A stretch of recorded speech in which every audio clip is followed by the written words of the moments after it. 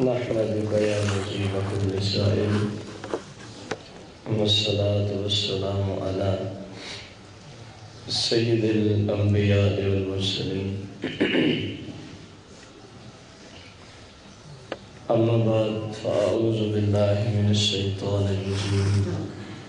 بسم اللہ الرحمن الرحیم قال اللہ تبارک و تعالی في القرآن المجيد والفرقان الحميد قل إن تخفوا ما في صدوركم أو تبدوه يعلمه الله ويعلم ما في السماوات وما في الأرض والله على كل شيء قدير. احباب ذکر ہمارا ہفتہ وار درس قرآن سورہ آل عمران آیت نمبر 29 سے ہے. بڑی ہی غور طلب بات اس آیت کریمہ میں مسلمان کے لیے فرمائی گئی ہے. ظاہر ہے قرآن مسلمان کا ہی نصاب ہے اور مسلمان ہی اس پر عمل کرتے ہیں. قرآن کسی یہودی یا کافر یا مشرک کا نصاب نہیں ہے، فقط مسلمانوں کا نصاب ہے. اللہ فرماتا ہے قل،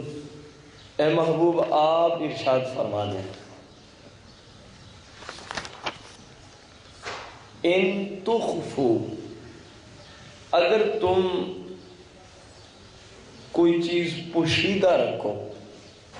ما فی قلوبکم، جو کچھ بھی تمہارے دلوں میں پوشیدہ ہو، جو کچھ بھی تمہارے دلوں میں پوشیدہ ہو، او تبدو، یا تم اس کو ظاہر کر ڈالو، جو کچھ دل میں ہے اس کو پوشیدہ رہنے دو یا اس کو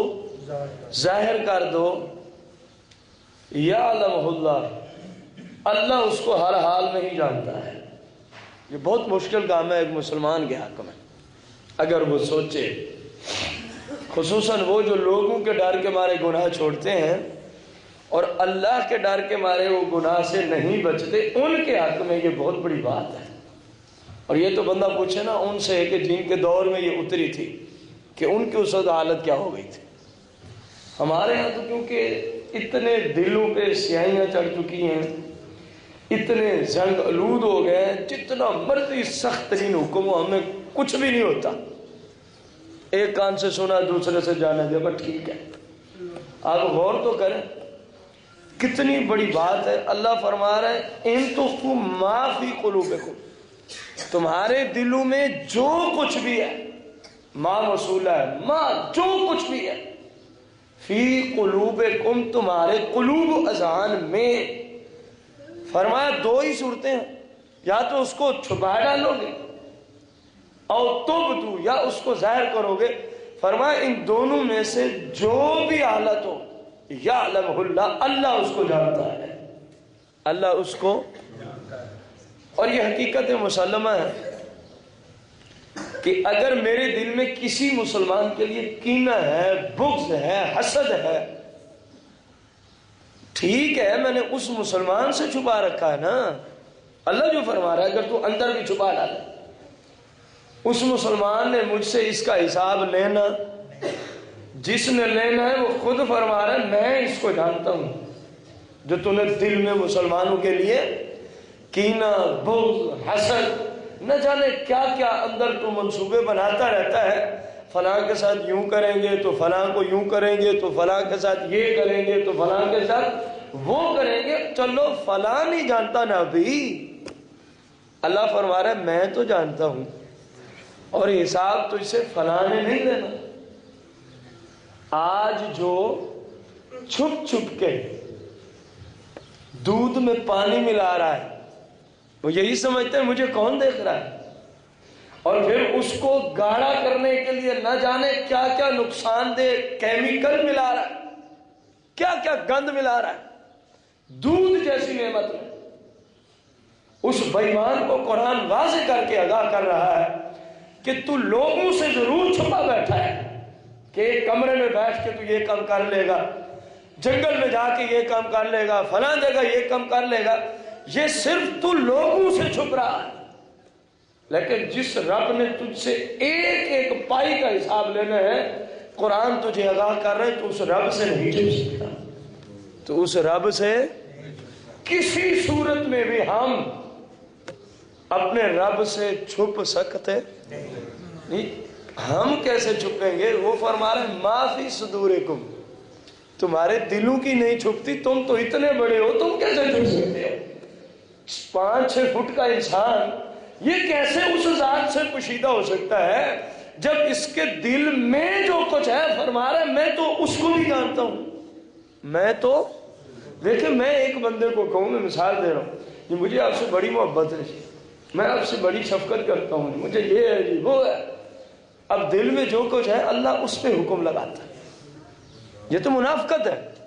کسی بندے کو منہ پہ کہنا میں تجھ سے بڑی محبت کرتا ہوں اور جب وہ چلا جائے تو اس کے خلاف۔ نبی علیہ السلام کا فرمان بھی ہے ایسے لوگوں کے لیے، فرمایا قیامت کے دن سب سے زیادہ جس کو ذلیل کیا جائے گا وہ 2 زبانوں والا شخص ہو۔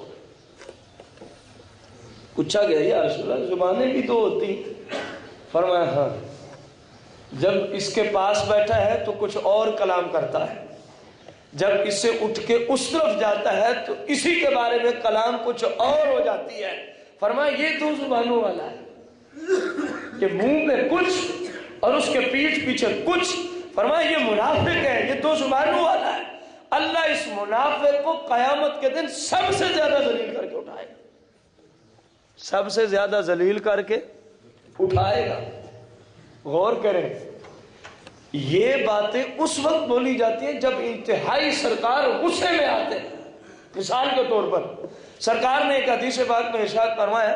فرمایا شوہر اور بیوی خصوصاً پہلی رات میں جب ان کا ملاپ ہوتا ہے، جب ان کا کیا ہوتا ہے؟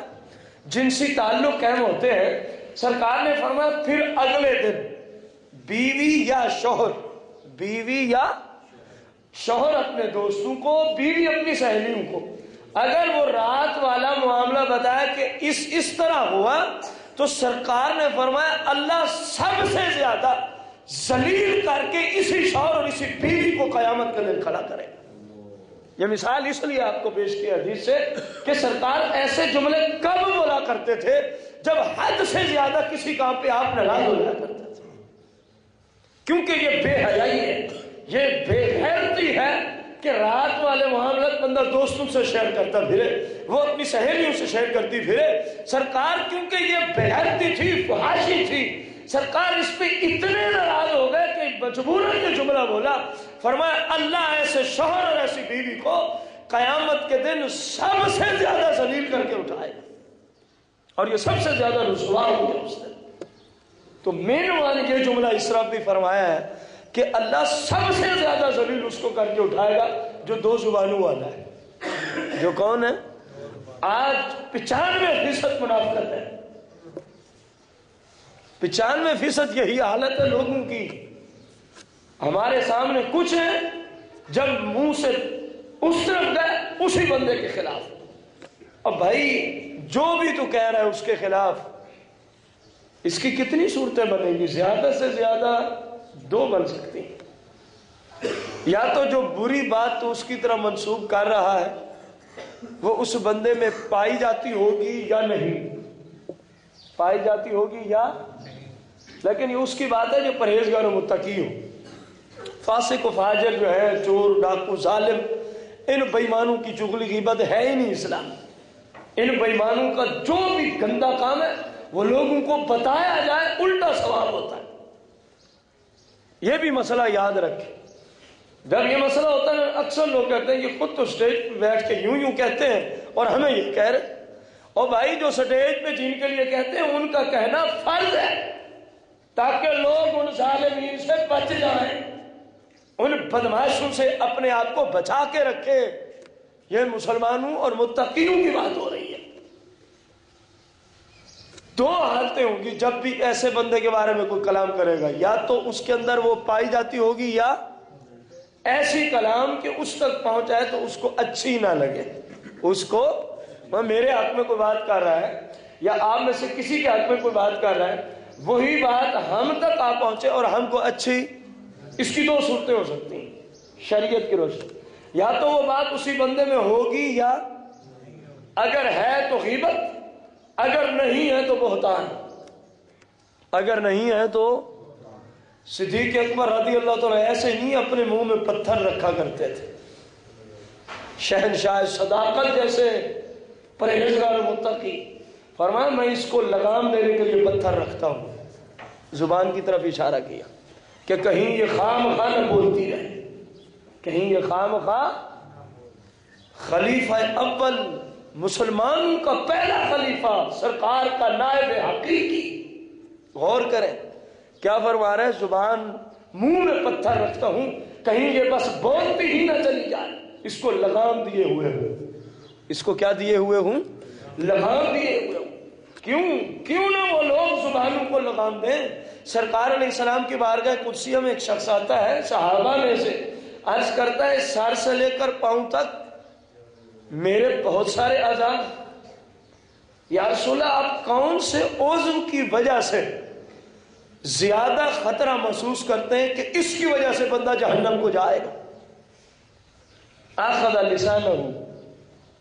سرکار نے اپنے ید اللہ والے ہاتھوں سے اپنی مبارک زبان کو پکڑ لیا، فرمایا یہ ہے، غور کریں ہم اس کی کتنی حفاظت کرتے ہیں۔ اخذ لسانہ، سرکار نے زبان مبارک پکڑ کے سمجھایا، فرمایا یہ ہے وہ اس جس کی وجہ سے لوگ اس طرح پل صراط سے کٹ کٹ کے جہنم میں گر رہے ہوں گے، فرمایا جس طرح کسی آلے سے بندہ کھیتی باڑی کو کاٹتا ہے۔ مثال دے کے سرکار نے سمجھا دیا۔ آج یہ تو بڑا آسان ہے، وہ کون سا کوئی سن رہا ہے،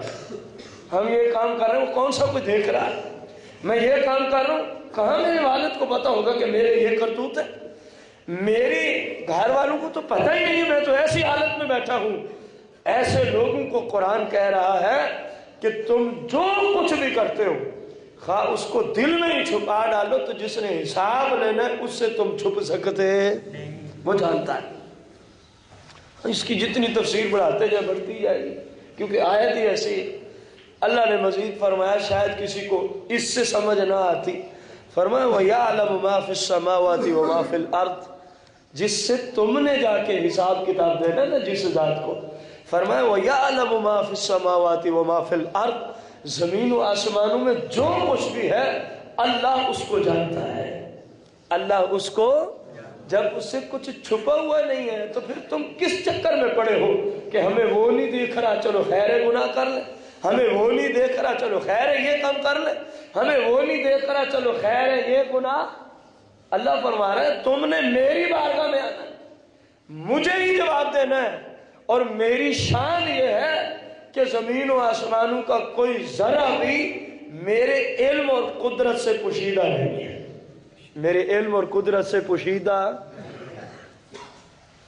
واللہ علی کل شیء قدیر، فرمایا میں ہر چیز پہ قادر ہوں، ہر چیز پہ قدرت رکھتا ہوں، لیکن ہر چیز سے مراد ہر وہ چیز ہے جس کی نسبت کرنا اللہ کی شان میں جائز اور مناسب ہے۔ ابھی اسی آیت کو لے کر کوئی کہے جی اللہ فرما رہا ہے، اور لوگوں نے باقاعدہ لکھا ہے، لوگوں نے اسی آیت کو لے کے باقاعدہ یہ جملہ کتابوں میں لکھا ہے، اسی لیے اس طرف ہم عرض کر رہے ہیں۔ کوئی کہے جی قرآن میں آیا واللہ علی کل شیء قدیر، اللہ ہر چیز کو کر سکتا ہے، تو کوئی بدبخت یہ نہ کہے کہ ہر چیز میں جھوٹ بھی آتا ہے، ہر چیز میں، کیونکہ جھوٹ بھی ایک چیز ہے، جھوٹ بھی کیا ہے ایک، اور لوگوں نے ایسے بدبخت لوگ گزرے ہیں ایسی آیتوں کو سامنے رکھ کے، آج تک ان کی کتب میں وہ جملہ موجود ہے، لکھ گئے کہ جب وہ سب کچھ کر سکتا ہے پھر وہ جھوٹ بولنے پہ بھی قادر ہے۔ یہ لوگوں نے جملے لکھے، تو کہ دلیل کیا ہے، وہ سب کچھ جو کر سکتا ہے، سب کچھ، اور کہتے ہیں جی جھوٹ بھی تو ان سب کچھ میں ہے، تو میں کہوں گا پھر جھوٹ تک کیوں محدود رہے ہو، سب کچھ میں پھر قتل بھی ہے، ہر چیز پہ قادر ہے، پھر معاذ اللہ زنا کی نسبت بھی کرو، ہر چیز پہ قادر ہے معاذ اللہ، پھر شادی کی نسبت بھی اس کی طرف کرو، ہر چیز پہ وہ قادر ہے معاذ اللہ ثم معاذ اللہ، جتنے جرم ہے سب کی نسبت کرو، صرف جھوٹ کی کیوں کی ہے؟ میرے بھائی اصول ہے، اصول یہ ان لوگوں نے کلام کیا ہے جنہوں نے قرآن کو سمجھنے والے اصول نہ پڑھے تھے، یا انہوں نے انگریز کو اپنا ایمان بیچ ڈالا۔ ان دو میں سے ایک بات ضرور ہے، ان دو میں سے کوئی ایک بات، یا تو اس کو قرآن کے سمجھنے والے علوم پہ مہارت نہیں تھی، یا پھر اس نے ایمان انگریزوں کو بیچ ڈالا۔ جس کو قرآن سمجھنے والے علوم آتے ہیں، 15 سے 16 قسم کے علوم ہیں جو اس وقت ہمارے زمانے میں قرآن کو سمجھنے کے لیے لازمی ہے، ایک ساتھ مفسر قرآن کے لیے، تو اس بندے کو یا تو وہ سمجھ نہ آیا یا پھر اس نے اپنا ایمان بیچ ڈالا ہے۔ اصول تقاضا کرتے ہیں ان اللہ علی کل شیء قدیر واللہ علی کل شیء قدیر، اس جیسی آیات کا معنی ہے ہر وہ چیز جس کی نسبت اس کی شان کی طرف، اس کی ذات کی طرف کرنا جائز ہو، اس پہ وہ قادر ہے، اس پہ وہ کیا ہے، اور ہر وہ چیز جس سے وہ اپنی ذات سے خود نفی کر چکا ہے، قرآن و حدیث میں خود کیا کر چکا ہے، نفی کر چکا ہے، اس چیز کی نسبت اللہ کی طرف کرنا صریح کفر ہے۔ صریح کیا ہے؟ اب اس نے فرمایا لم یلد ولم یولد، قرآن میں واضح فرمایا نہ وہ کسی کے پیٹ سے پیدا ہوا، نہ اس سے کوئی پیدا ہوا، نہ اس سے، حالانکہ شادی کرنا یہ بھی تو علی کل شیء قدیر میں داخل ہی ہے، ہر چیز پہ جو قادر ہے، شادی بھی ایک کام ہے، ایک چیز ہے، لیکن خود نفی فرما دی کہ یہ گندی چیز ہے بنسبت اللہ کی طرف جب کرو گے تو فرمایا میں اس سے پاک ہوں، میں اس سے کیا ہوں، پاک ہوں۔ مسلمان کی طرف اسی چیز کی نسبت ہو، سرکار کی شریعت میں یہ ثواب بن جاتا ہے، نکاح سرکار کی شریعت میں ثواب، لیکن وہ ذات اتنی پاکیزہ ہے کہ اس کی طرف اس کی نسبت کرنے والا بھی کافر ہے کہ وہ یہ کر سکتا ہے، وہ کافر ہے۔ تو معاذ اللہ یہ تو ایسی چیز ہے جو مسلمان کے حق میں نیکی ہے، اگر اللہ کی طرف نسبت کرے تو کافر، اور جو چیز مسلمان کے لیے بھی حرام ہے، جھوٹ جو مثال لوگوں نے لکھی ہے، جو چیز مسلمان کے لیے کیا ہے، حرام ہے۔ سرکار کی حدیث کئی بار میں نے اپنے بھائیوں کو عرض کی، فرمایا مسلمان بزدل ہو جائے ہم مان لیں گے کہ مسلمان بزدل ہو سکتا ہے، فرمایا مسلمان بخیل ہو جائے مان لیں گے مسلمان بخیل ہو سکتا ہے، سرکار نے فرمایا ہو مسلمان جھوٹ بولے، فرمایا میں نہیں مانتا، فرمایا مسلمان جھوٹا نہیں ہوتا، مسلمان جھوٹا نہیں ہوتا۔ سرکار اپنی امت کے بارے میں فرمائے کہ وہ نہیں جھوٹے ہوتے، اور لوگ کہیں وہ جھوٹ پہ قدرت رکھتا ہے، کفر ہے کہ نہیں ہے؟ جو ایک عام انسان نہیں، چلو میں انہی لوگوں سے پوچھتا ہوں، 1,00,000 کم و بیش 24,000 پیغمبر اس کائنات میں تشریف لائے، کسی نبی کی سیرت سے ہی ثابت کر دو کہ کسی نبی نے جھوٹ بولا۔ سورج ادھر سے تو ممکن ہے نکلنا، کیونکہ نکالنے والے ادھر سے نکال لیا کرتے ہیں مغرب سے، لیکن یہ بات ثابت ہو نہیں سکتی کہ کسی نبی نے جھوٹ بولا۔ نبی ہیں کون؟ اللہ کے بندے، اللہ کے، اور بھائیو جب اس کے بندوں کی یہ شان ہے کہ ان سے جھوٹ ثابت نہیں ہوتا، وہ کیسا بے غیرت انسان ہے جس نے یہ لکھا ہے کہ ہمارا رب جھوٹ میں بھی قدرت رکھتا ہے۔ یہ سری کفر ہے۔ جہاں بھی قرآن میں آیا اصول یاد رکھ لیں، واللہ علی کل شیء قدیر، ہر اس چیز پہ اس کی قدرت کا تعلق ہے جس چیز کی نسبت اللہ کی شان میں کرنا قرآن و سنت کی روشنی میں جائز ہوتا ہے، اس چیز پہ وہ قادر ہوتا ہے، اس چیز پہ وہ کیا ہوتا ہے، قادر ہوتا ہے۔ جو چیز اس کی شان کے لائق نہیں ہے وہ اس کی قدرت کے تحت آتی ہی نہیں ہے، کیونکہ اس کی شان اتنی ماورا ہے، وہ اتنی بلند شان والا ہے کہ کوئی نبی اس کی شان کو نہیں جانتا، ہمارے جیسے عاجز کہاں جان سکتے ہیں۔ کما حق ہو، جس طرح کے جاننے کا حق ہے کوئی نہیں جان سکتا۔ اب ممکن ہے یہاں کچھ میرے مسلک کے بھائیوں کو میرے جملے پہ اعتراض اٹھے، کوئی نہیں جان سکتا۔ بھائی میں نہیں کہہ رہا، نبی علیہ السلام نے خود بھی یہی فرمایا، عرض کی مولا جس طرح تیری شان بیان کرنے کا حق ہے میں اس کو